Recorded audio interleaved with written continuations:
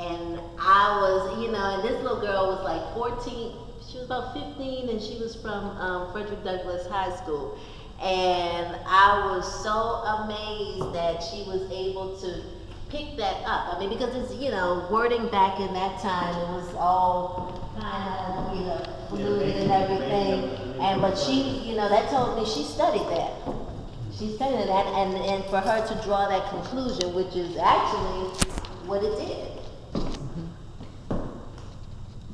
Now, to me, this particular area is our symbolism.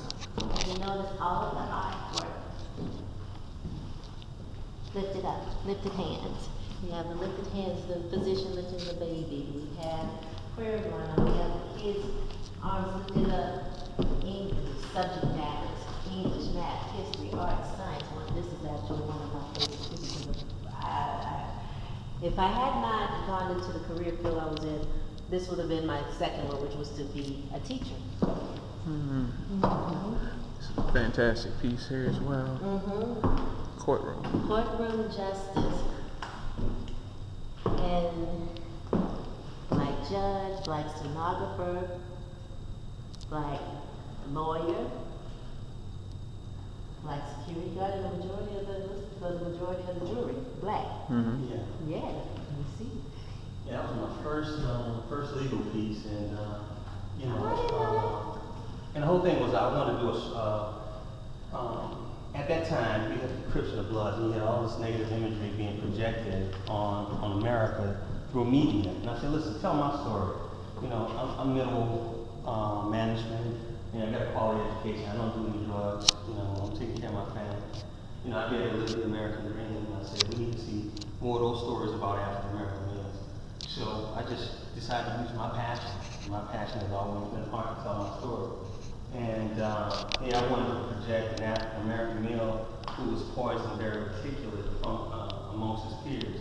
And one way to do that was in a judicial environment instead.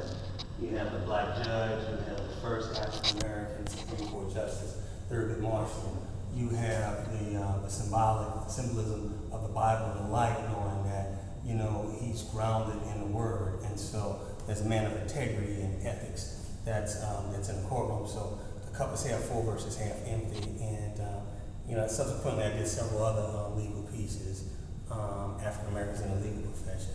Equal Justice Follow, Exhibit A, Fight for Justice, and so forth. And one of my other profound pieces is Hope, Healing, and Rebirth in New Orleans post-Katrina. And this is a piece called Life Begins in 829 on Levis Road.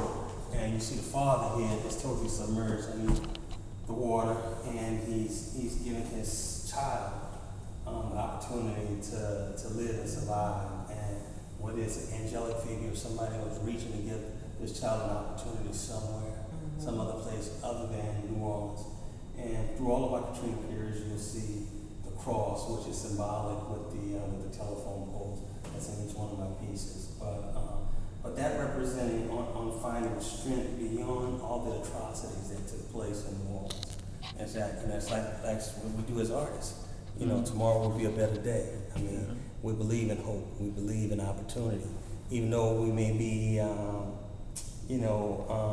up to our necks, in dirt and sand and whatnot, but we find a way to survive and make it happen. And well, Ted, you have a number of us that know that you're a staunch advocate for the African Americans and as an African American art as a national treasure. Can you tell us a little bit about that? Yeah, art says nothing, but it says everything. It speaks to us politically, socially, culturally, academically, educationally, whatever you want to derive from the visual arts is there. And being displaced Africans, we didn't come here by chance or by choice. So we don't really have much to anchor and leverage. We don't come here with gold mines, jewelry mines, and platinum mines, or diamond mines. But art, if you institutionalize it and you celebrate it, it's a wonderful commodity. It's tangible, and hopefully that we can get the same kind of valuations that they have for the Picassos, the Van Goghs, and the Monets for our African American artists. You're talking about Henry Otana, Jacob Lawrence, Romeo Beard, Elizabeth Catlett, Najee Dorsey, Ted Ellis, Samela Lewis. I mean, that's it. We're talking about, how do we find a way to get recognition for our contemporary artists, those unsung heroes who are not being written about, are being spoken about, but who exist out here. And so, that's important. So, it's that, my art is my magic carpet. I get on it, I don't know where it's going to take me. But, I believe it's going to take me someplace and it's going to be a benefit not only to myself, but to others. And so here I am, right here with you tonight, and Bridget, having a passion for preserving our culture artistically, documenting it, painting about it, talking about it, writing about it. And so what's interesting now, we have a continual renaissance. I won't say a new renaissance, but a continual renaissance, where it picked up from the Harlem Renaissance. And hopefully we'll live long enough that we'll be able to take the baton and clarion the call of showing folks the importance of what we do and why we do what we do. And I say that, it's our time.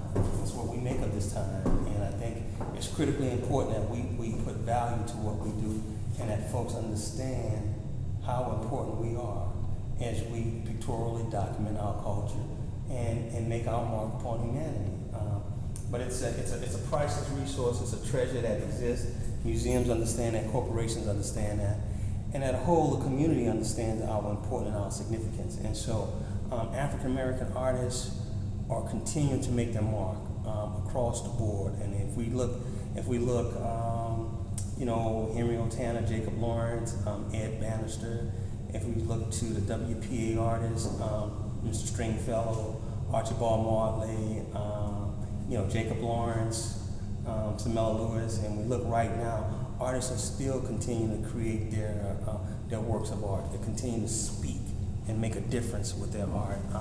We have artists like, I disagree with some of her imagery, Carol Walker, Kehinde Wiley, Kerry James Marshall, who have unprecedented numbers on the retail side of their art. I mean, their artwork is being pre-sold. I mean, that's blank canvases, and they haven't even touched. So in that regards, on the economic side of it, the valuation of artists is rising, and that's important.